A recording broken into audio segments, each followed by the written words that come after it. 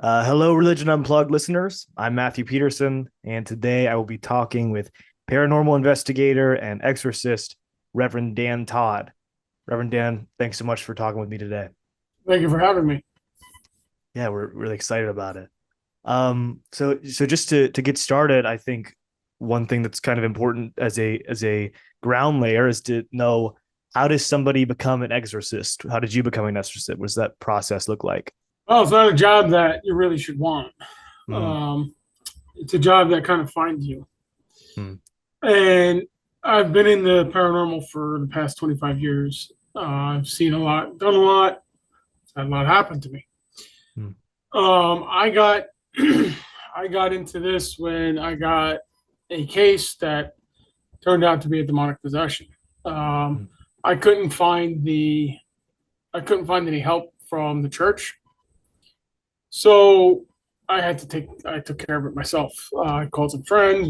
We were able to free the girl, and um, she's still free to this day. And that was back in 2018 or so. wow. So how one becomes an exorcist traditionally is you're chosen by your bishop. Okay. So after that case, I joined the Order of Exorcists because I wanted to have the ability to make that call if I needed to somebody Mhm. versus having to go through the Roman Catholic Church, who either doesn't believe, refuses to help, or some other reason. And that's I'm not bashing the Roman Catholic Church here. Let's be clear, but they have a lot of issues when it comes to this kind of thing. So, sorry, Um, what denomination are you then? I am Catholic. Oh, okay. I serve in the Anglican Church as Okay. Anglo Catholic priest. Okay.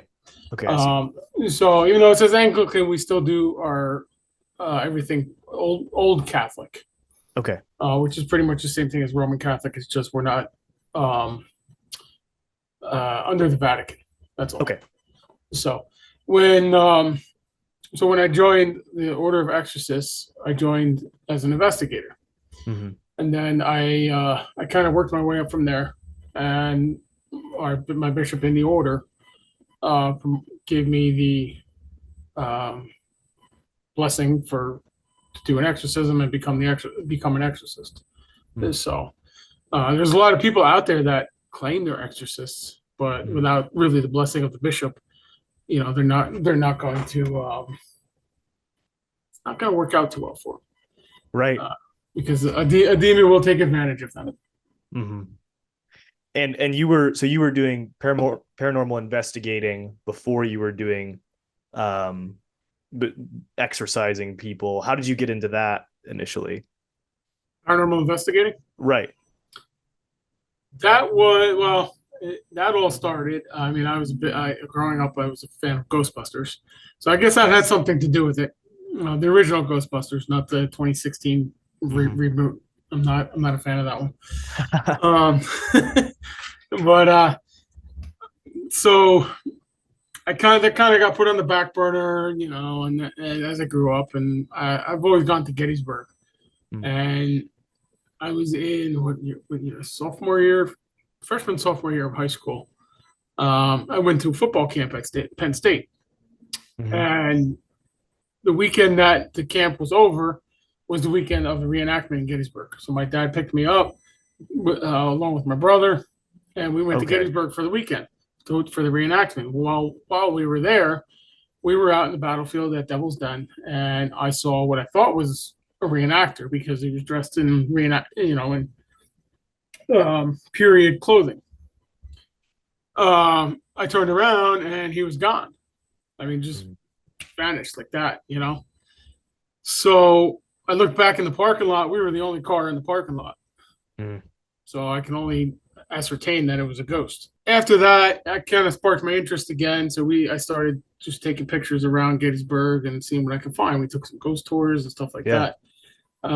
Then it got put on the back burner again, and then I guess what year did Ghost Hunters come out? 2004, something like that. Oh. 2000, something like that. I Sure. started it. I really started in '99. That was really when I started.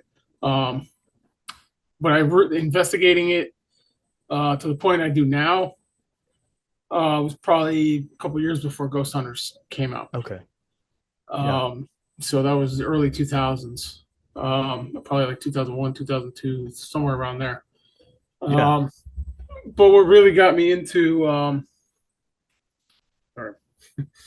You're good. what really got into, well, I'll get to that in a few minutes. But I've investigated uh, private cases, public locations. Mm. I've even had a partial possession out in Gettysburg at the orphanage. So if you ever go there to investigate, be careful. Wow. Um, don't provoke because that's what I was doing. Mm. I was well, I wouldn't say provoking. I was pissing it off. Let's put it that way. Mm. Yeah.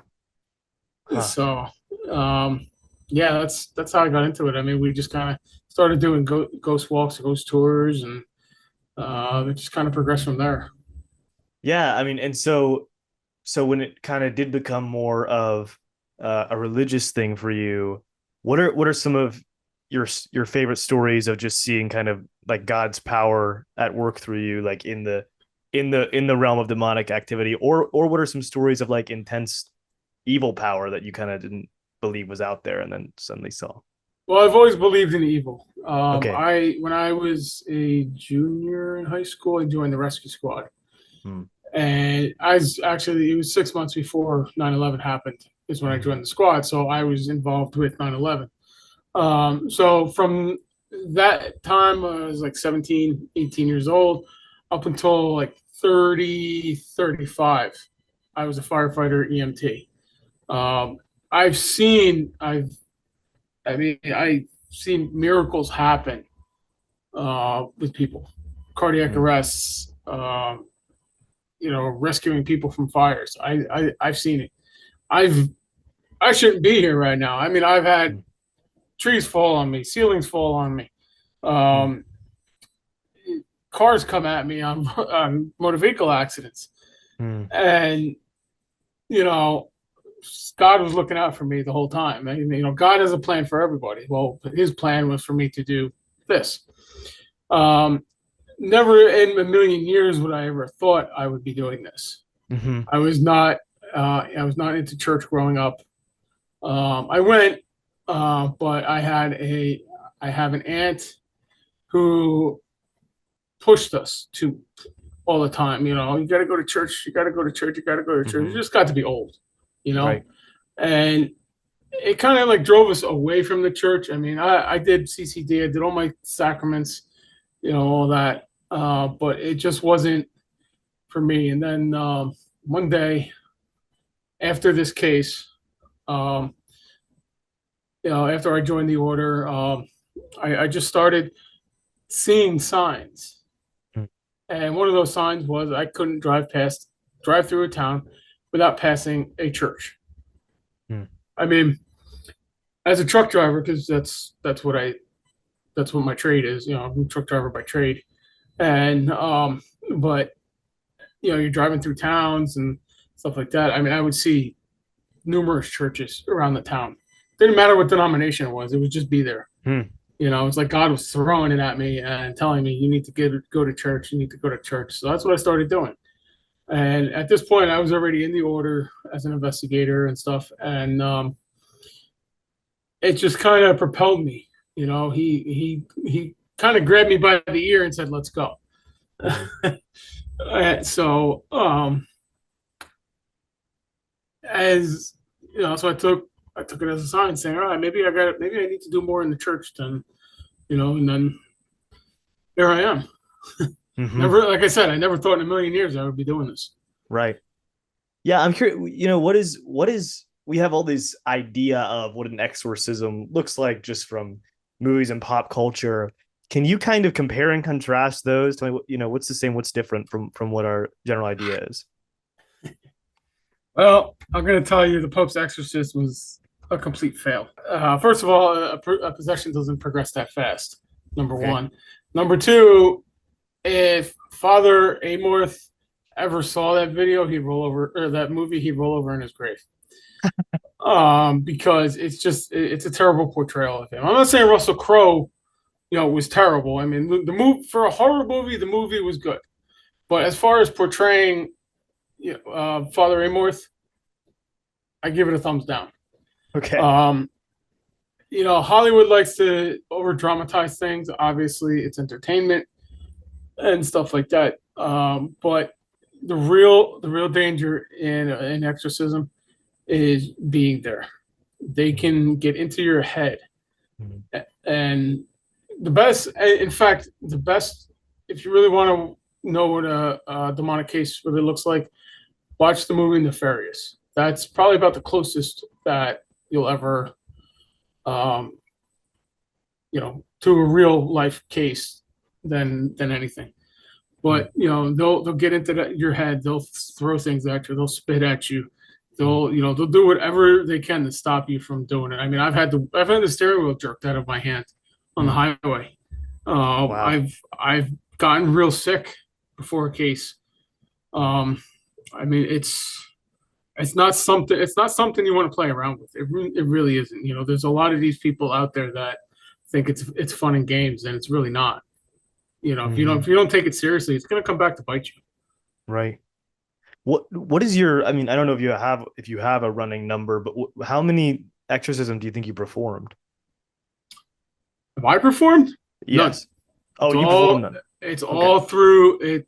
Every exorcism that I've performed has been through Jesus working through me. Oh, of course. Sorry. I So got you. it's in my career, I've only been a part of two two confirmed cases. Okay. Um, most most are most of them are people looking for attention, because it's popular, and they see the movies, and I think I'm lonely, or mental health. Mental Right. health is a big thing with when it comes to possession cases, because Right. demons will mimic the signs of schizophrenia, Mhm. dissociative identity disorder, and stuff like that. So when we get a case, we have to go through all that mental health, physical health, make sure that your body can withstand the stresses that this puts on you. Because I mean, it's a lot of stress for the victim. Um, Mhm. I had one lady contact me, and she said that she needed an exorcism, and we're going through her medical history, and she's got her heart is only pumping at 10%. Mhm. And I refused to even entertain it, because as an EMT, I know that her heart's only pumping 10%. It's gonna fail, and you can kill somebody. Somebody can have a heart attack. You can have a heart attack, stuff like that, and it's all brought on. It could be all brought on by the demonic as well. Right. Um, so when we get a case, it's imperative that you do your mental health evaluation and your physical evaluation, and it Mhm. may take it may take 3 to 6 months to get all that cleared up, you know. Mhm. But we just don't throw exorcisms out there because you say you're possessed.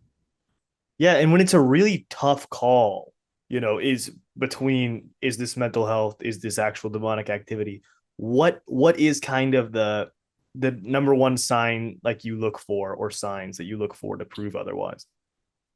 Well, I mean, I can see. Well, I can't really see, but you can always look into somebody's eyes, and I don't recommend looking into anybody's eyes who feels that they're possessed. But you can tell the evil in their eyes. Mm. If something happens when we walk in, like I had a case, one of the two exorcisms I performed, or I should say, Jesus performed through me. One of the two, we walked in, we weren't even didn't even have our bags put down, and the demon manifested and told us to get out. Mm. So right there, I knew something was going on, Mm. and she had all her reports, and she was cleared and all that. So I was able to quickly discern what was going on. Um, that case is still pending, because I haven't spoken to her in almost a year, Mm. because she She basically stopped contacting us, told us to leave her alone, and all that. Because at the same time, and the demon knew that the last session I was doing, I was gonna evict it, Hmm.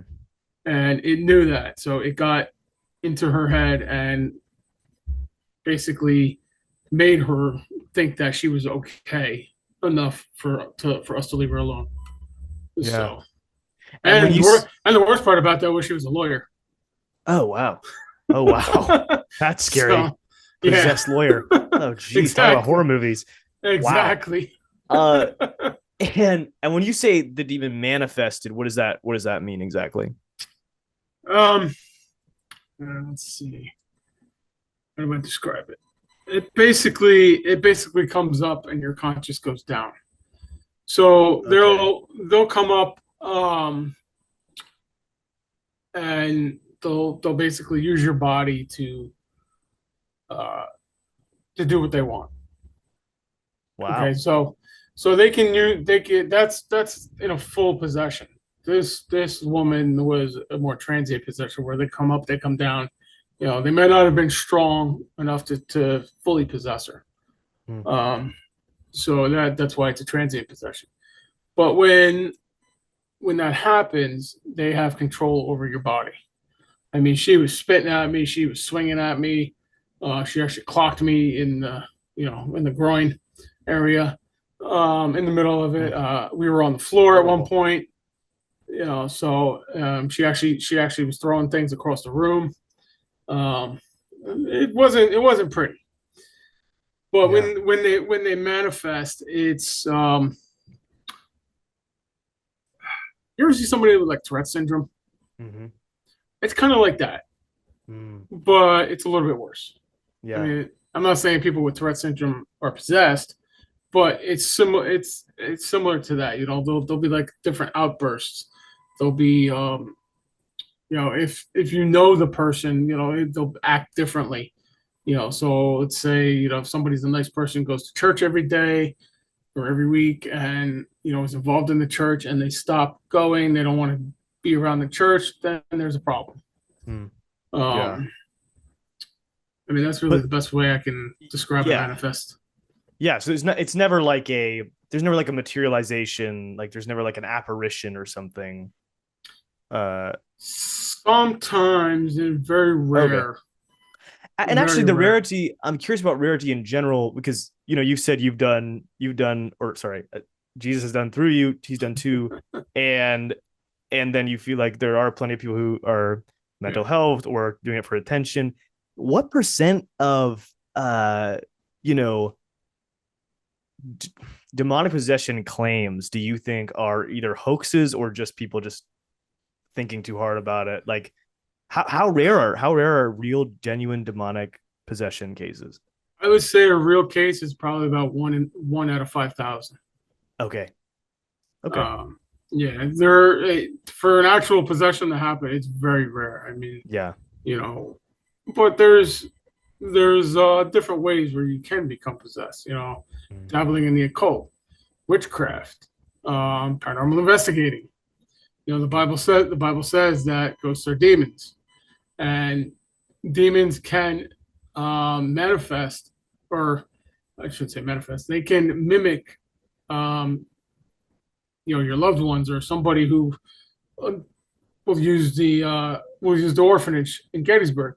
They can show themselves as a human. Mm. So you don't know who you're talking to when you're investigating something.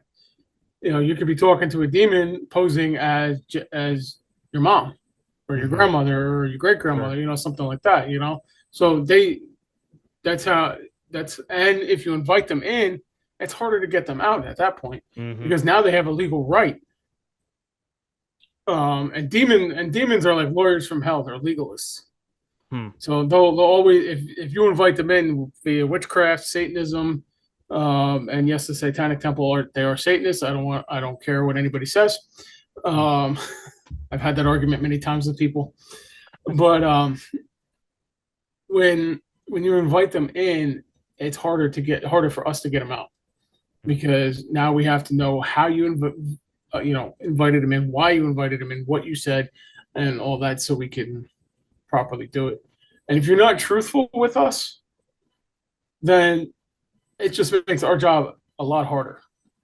Yeah. So, Yeah, I think just having having the opportunity to talk to somebody who has assisted in performing exorcisms, I think I have to ask this question, which is just like, uh, what do you do after an exorcism? Like when you go home, are you like just opening a beer and watching TV? Like what is the after post exorcism activity that could be like? How do you move on from that? You know?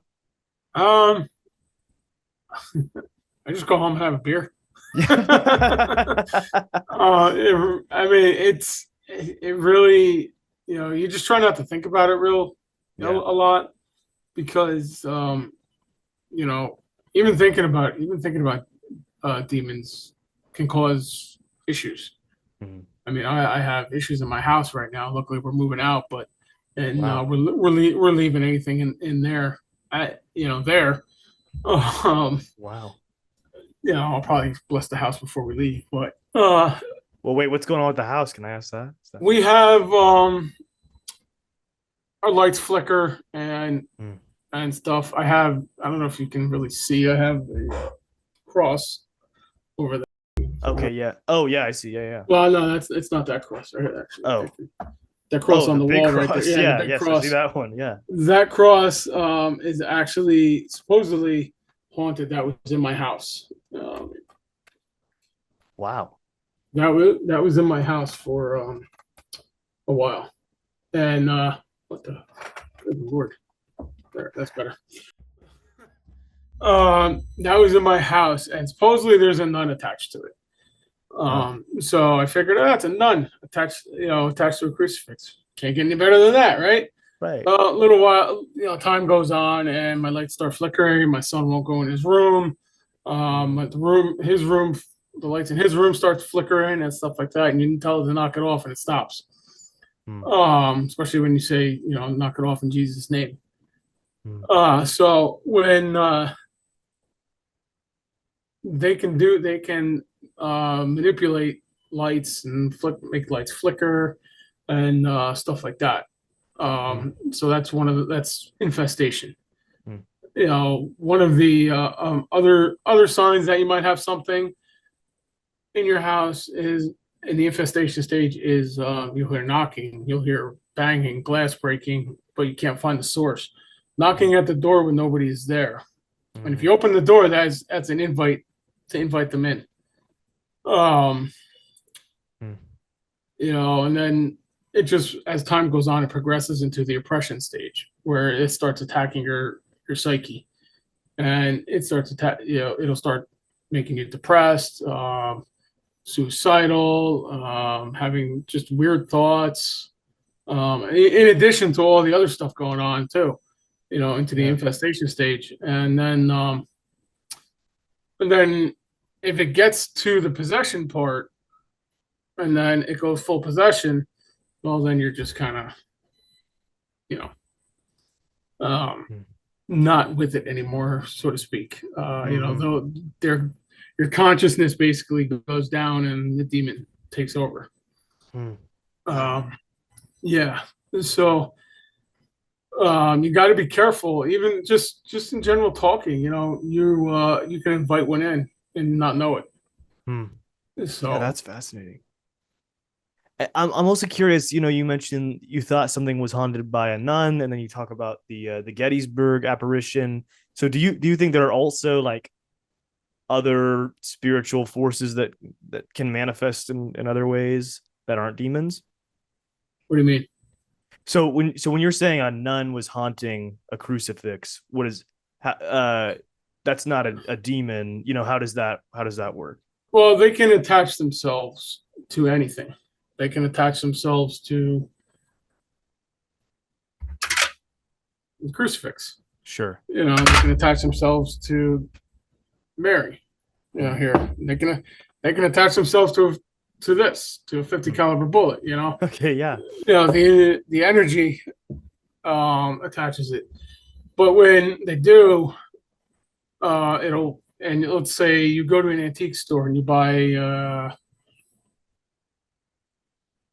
I don't know, buying a figurine, a doll or Hmm. something, and they'll attach themselves to the doll, and just like Annabelle.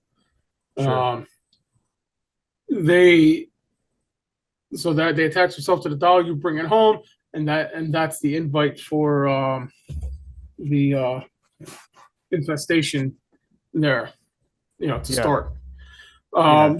I do have a storage unit full of items that I've removed from cases that have been causing hauntings. In Wow. fact, that crucifix is one of them. Although, even though I bought that, I found, but I do have a full storage unit of um, items, dolls, mirrors, anything, because mirrors can be Uh, portals. So the haunted doll is a real Oh yeah, is a real thing. I have Interesting. I have one of them that is homicidal. Oddly enough, her name is Annabelle. No. No, I did No. not give her that name. Wow. She's homicidal. I have one named Lisa that was bought at an antique store up in upstate New York, and a Bible. She had an attachment, and a Bible went flying across the daughter's room. So once we removed it, it was fine. You know, What's the strangest thing you've seen get possessed?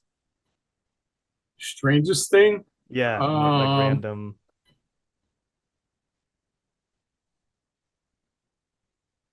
as far as items go, I don't Yeah. really have one. Okay. Doll is about as weird as it gets. Yeah, I mean, I have a crucifix that was used in a satanic ritual. Hmm. Um, Wild. I get them all the time. Uh,